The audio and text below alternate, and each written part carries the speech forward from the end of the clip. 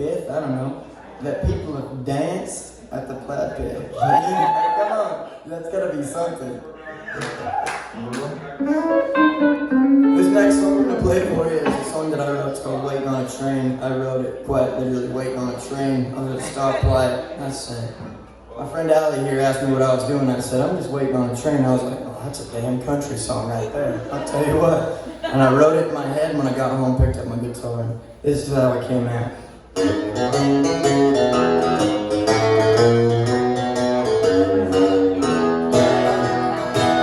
You went and broke my heart, standing in the rain, as I fall apart. All I feel is pain. Why did you depart? Waiting on another